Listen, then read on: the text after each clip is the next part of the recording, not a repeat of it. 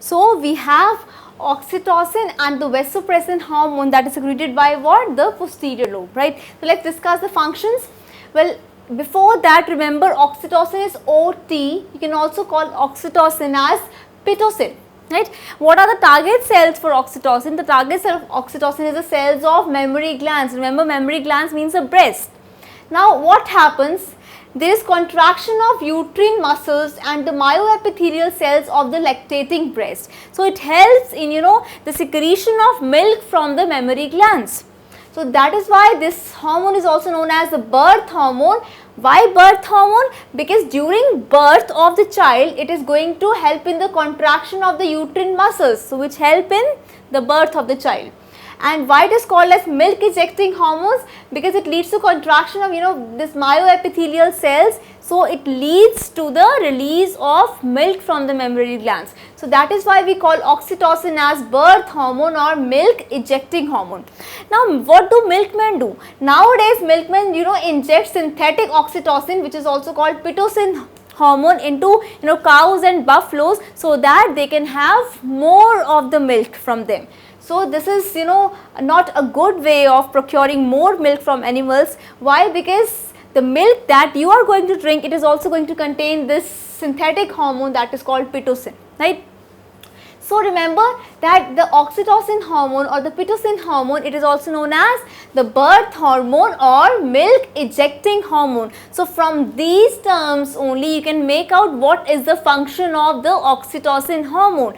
Birth hormone, because it is contracting the uterine wall, uterine muscles, so it is going to help in the easy birth of the baby. Milk ejecting hormone, why? Because it is going to help in the secretion from the mammary gland, the secretion of milk from the mammary glands. Then next hormone we have the vasopressin hormone, right? Now vasopressin hormone is also known as anti-diuretic hormone or pitressin. ADH, anti-diuretic hormone or pitressin. What are the target cells? You can see the target cell of ADH is what? The cells of the kidney. So it has two effects. The first is the anti-diuretic effect and the second is the pressor effect. So what is the anti-diuretic effect? The anti-diuretic effect is the increase in the reabsorption of water in tubule and ducts of nephrons. It helps in reabsorption of water from glomerular filtrate. So as a whole, what is going to happen? When there is increase in the reabsorption of water in the tubule and ducts of nephrons in kidneys, this is going to lead to the reabsorption of water from glomerular filtrate, means the increase in the reabsorption of water is going to take place from glomerular filtrate. This is the anti-diuretic function of vasopressin hormone or anti-diuretic hormone. Then it also has a pressor effect. Now what is this pressor effect? When the involuntary muscles they contract. Now involuntary muscles means the muscles whose functioning or working is not under your will, under your control. What are those muscles? For example, the muscles of the intestine, the muscles of the gallbladder, they are not under your control. So these are the involuntary muscles. So the pressor effect means the involuntary muscles, they are going to contract, which is going to lead to rise in the blood pressure.